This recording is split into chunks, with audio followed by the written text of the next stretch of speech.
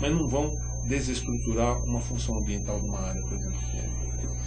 E como é que está a sensibilização ou o grau de conhecimento de um Senado, de uma Câmara Federal sobre esse tema? A gente tem algum parlamentar que se interessa pelo tema, que esteja levando isso ao conhecimento da Câmara? Como é que está a mobilização?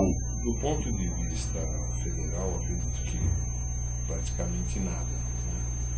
Né? Aqui no estado de São Paulo, na Assembleia, nós já tivemos alguns contatos lá na Assembleia Legislativa, tem alguns deputados que eu acho que já começaram a pensar sobre isso, mas isso vai ter que ser discutido a nível federal.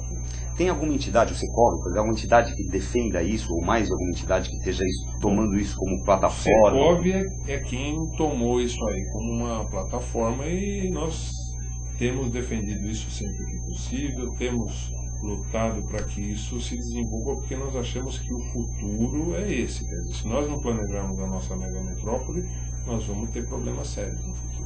Ou perder talvez uma chance também de desenvolvimento sustentado, como é o bom momento econômico que a gente vive, né? Quer dizer, nós estamos crescendo, como você falou, as cidades são organismos vivos, eles vão crescendo. Se você direciona, cresce correto, que nem uma árvore. Que nem a questão da China que você colocou. Crescer não é o problema. Se você planejar, vai tudo bem. Se você não planejar, vai tudo mal, porque vai crescer errado. A gente comentamos já aqui em outras edições do Banville, eu até dei o exemplo, a gente que vive na cidade, a gente percebe esse pulso, né? Prédios, por exemplo, a gente está vivendo um bom momento de aquecimento do mercado imobiliário, né? Então você vê a quantidade de prédios que estão sendo lançados, você vê o adensamento que está acontecendo na cidade. Aí é um ponto interessante, você tocou numa questão interessante, quer dizer, o mercado imobiliário é sempre acusado de ser o causador de todos os problemas. Quer dizer, qualquer coisa que acontece, tem trânsito, mas é porque também, quanto prédio que constrói e tal. Agora, o que o mercado imobiliário faz? Ele tem uma função social, que eu costumo dizer, que é muito simples. A função social do mercado imobiliário é equilibrar oferta e demanda. É isso que ele faz. E como é que ele faz isso? De acordo com a regra que existe. Tem demanda? Tem. Ok, preciso ofertar. Onde tem espaço? Como é que é a regra? A regra é o seguinte, você tem que construir aqui. De que forma? Desse jeito. E quanto? Desse jeito. Ok, vou fazer isso. Sigo a regra. Eu sigo a regra. Aí, se a regra não é boa, a culpa é do mercado. Então nós chegamos à conclusão seguinte, nós temos que dar sugestões para melhorar a regra, porque se a culpa vai ser nossa de qualquer jeito, pelo menos a gente também deu uma sugestão para fazer a regra, porque hoje nós seguimos a regra. Não, é que o cidadão comum, né, ele vê, aqui não tem como a gente fugir de um exemplo, né, você pega aquele exemplo, e aqui não vai nenhuma acusação contra a construtora da Torre, mas é só um exemplo, né, daquele terreno que ficou ali anos, era o famoso esqueleto da Eletropaulo. Quer dizer, tudo bem, tínhamos um problema, era um esqueleto, era aquela coisa horrorosa, numa área boa da cidade, uma área nova, mas também de repente, não só acabou o esqueleto, mas também virou um prédio do Santander, que também virou um shopping, que virou um hotel, que virou mais outro prédio corporativo, e aquilo lá se jogou ali um estacionamento para 5, 6 mil carros, e 2 ou 3 obrinhas ali, como se fosse, quer dizer, a reclamação da população é que uma reforma no Parque do Povo ali, 2, 3 obrinhas nas ruas que cercam o negócio, será que sustentam um impacto viário ali de não sei quantos mil veículos por dia na hora do rush? Não é muito prédio, muito adensamento, muita construção para uma área só, e aí cai nisso que você falou, né, que a legislação permite. Não é que a legislação ela realmente permite, agora a legislação também tem ou tenta de uma forma também técnica estruturar isso, quer dizer, aquela é uma construção que é chamada um polo gerador de tráfego, e existe teoricamente um estudo de tráfego que estabelece quais são as medidas mitigadoras para aquele volume de tráfego proposto.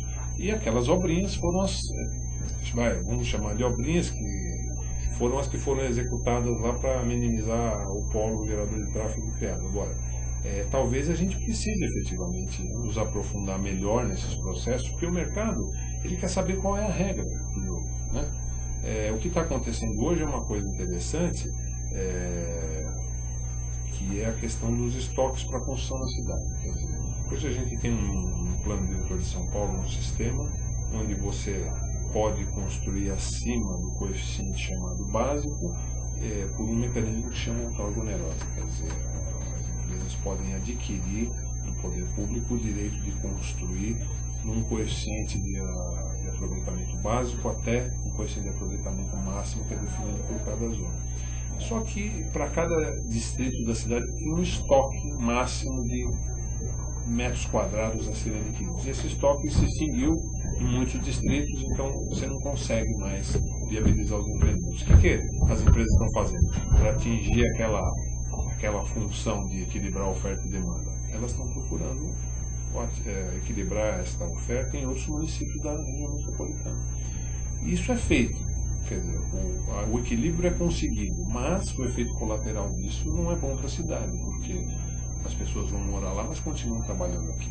Então agrava o problema da mobilidade ao invés de melhorar. Agora, a gente vê muito comum nas capitais europeias, por exemplo, o retrofit, né? O reaproveitamento de prédios antigos. Lá uma construtora lá, ela reaproveita, moderniza o prédio e revende o prédio. Por que aqui no Brasil esse conceito, a gente tem essa coisa do novo, né? Então a gente vai criando novos bairros, é o Jardim Sul, é a Nova Moca, Lapa no PQ, o Moca, a gente vai expandindo a cidade, vai para outras áreas, vai recuperando na verdade bairros que eram industriais, o Fabris, etc e tal, mas, por exemplo, o centro da cidade, que é uma área extremamente bem servida de transporte urbano, de serviços, etc e tal, não é digamos, reaproveitada para moradia. Então, eu fui um dos pioneiros a fazer retrofit. Eu fiz o primeiro retrofit há uns 12 anos atrás, lá no centro. Mas por que o pessoal não faz? Né? Toda a questão se volta ao mercado. Né? Eu costumo dizer que o pessoal do mercado imobiliário tem que ser um cientista em consumidor.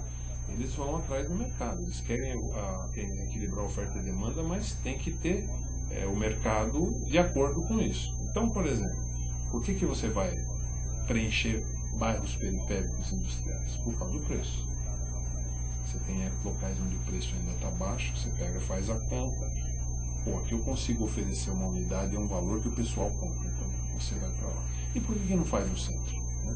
Eu, por exemplo, tive esta oportunidade de fazer, peguei 2 prédios lá no centro da cidade, Minhocão, né? Ali na General Salgado com a São João. É um prédio de esquina, 2 edifícios, metade de frente para o Minhocão, metade de frente para a General Salgado.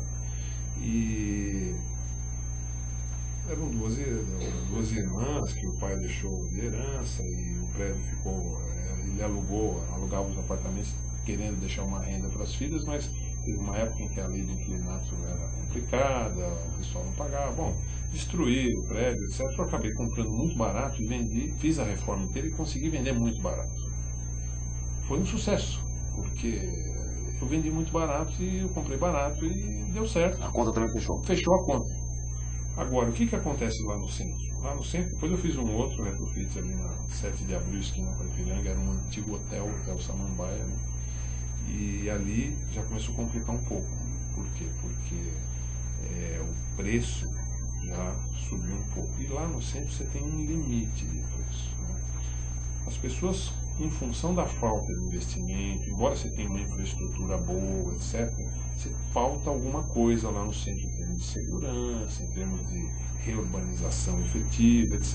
Então você tem um limite. Você passou daquele preço, as pessoas vão comprar em outro bairro. Então, uma série de edifícios lá, o retrofit não se viabiliza por causa disso. Embora a coisa já começou a mudar. Você vê que tem já lançamentos de sucesso na Major Sertório, naquelas regiões, quer dizer, as pessoas já estão começando. E isso é um ciclo virtuoso. À medida que você começa a trazer vida para o centro, atrás vem uma série de outros serviços que fazem com que aquilo comece a ser pulsante novamente. De novo, cai na questão que o mercado é natural. Se o poder público recuperar o centro e fizer do centro um lugar interessante, naturalmente o mercado imobiliário vai se reinstalar. Aí é a grande sacada da Nova Luz.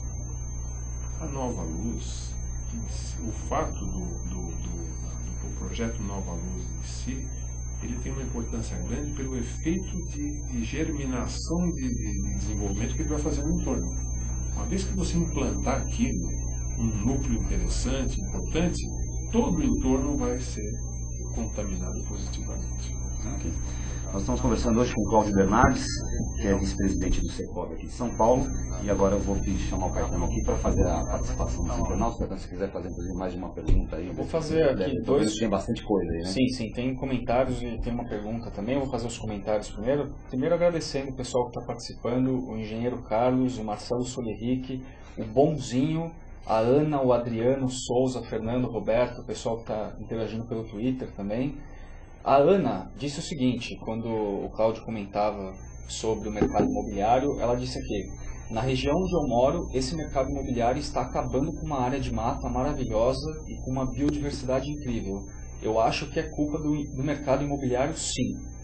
O Marcelo Soleric, que se eu não me engano mora em Portugal, eu vou confirmar aqui no chat com ele, está dizendo aqui: eu visito o Brasil a cada 5 anos e cada vez a paisagem da janela da minha mãe na Moca é completamente diferente. Já quase não dá para ver o horizonte. E agora uma pergunta, Cláudio Souza disse aqui: ocupação irregular em áreas de risco, trânsito, poluição, enchentes, são alguns dos problemas que resultam do crescimento explosivo e sem planejamento da cidade? Seguramente. E voltando, né? O crescimento explosivo, não sei o que ele quis dizer, esse rápido, bombástico, mas sempre o problema é a falta de planejamento. Quer dizer, esses são os sintomas de um crescimento não planejado. Mais uma pergunta? Olha, tem aqui também uma pergunta do Fernando. Deixa eu confirmar aqui só para... O Fernando disse o seguinte: se o crescimento desordenado pode ser revertido e transformado em desenvolvimento sustentável. É uma boa pergunta e é um bom desafio. Quer dizer, eu acho que é possível sim. Eu vou considerar que São Paulo teve um crescimento desordenado, né? E vou dizer que eu acho que tem chance ainda São Paulo de reverter isso, né? Então, esse crescimento desordenado ele pode ser aproveitado de uma certa forma. Existem regiões cujo aproveitamento tem um ciclo e não é possível você fazer agora, mas você pode pegar áreas em que o ciclo já se foi, e aí eu coloco, por exemplo, as zonas industriais, cujo ciclo já passou, e elas podem ser reurbanizadas e reaproveitadas dentro dessa ideia de criar esses novos polos de desenvolvimento autossustentáveis, para que a gente possa retirar da cidade muita gente que está se movimentando e melhorar a mobilidade como um todo. Então é possível você, do limão, fazer uma limonada, quer dizer, você pegar realmente áreas que estão deterioradas por um processo de planejamento ou mal efetuado, porque o seu ciclo já se esgotou, e reestruturar isso novamente. Abstraindo um pouco a questão da mega metrópole, mas pensando em metrópole, né, Grande São Paulo, você avalia que existe uma integração ou melhorou essa integração entre os municípios que compõem a metrópole de São Paulo, ou ainda temos que caminhar muito no sentido de se integrar esse planejamento? Eu acho assim, o que está de certa forma mais integrado por uma questão assim premente é a questão do transporte, né, que eu acho que tem um nível de integração melhor, e a questão de saneamento que caminha para uma integração. De resto, é muito precária essa integração, e eu acho que falta muito, nós temos que andar muito nisso. E quem tem que ser o agente indutor dessa integração? É o governo do Estado? É o governo do Estado. Nessa altura, nós temos uma Secretaria de Negócios Metropolitanos e agora uma Secretaria de Desenvolvimento Metropolitano que deveria se ocupar disso seguramente. Quer dizer, você fazer planos metropolitanos, não só de transporte e saneamento, mas também de desenvolvimento urbano, né? E a lei de zoneamento de São Paulo? Atrapalha, não atrapalha, precisa ser melhorada, precisa ser revista? Olha, nós temos uma lei de zoneamento que é fruto de um plano diretor, né? Então esse plano diretor, teoricamente, ele deve ser reestruturado agora em 2012, né? Ele deveria ter sido revisto em 2006,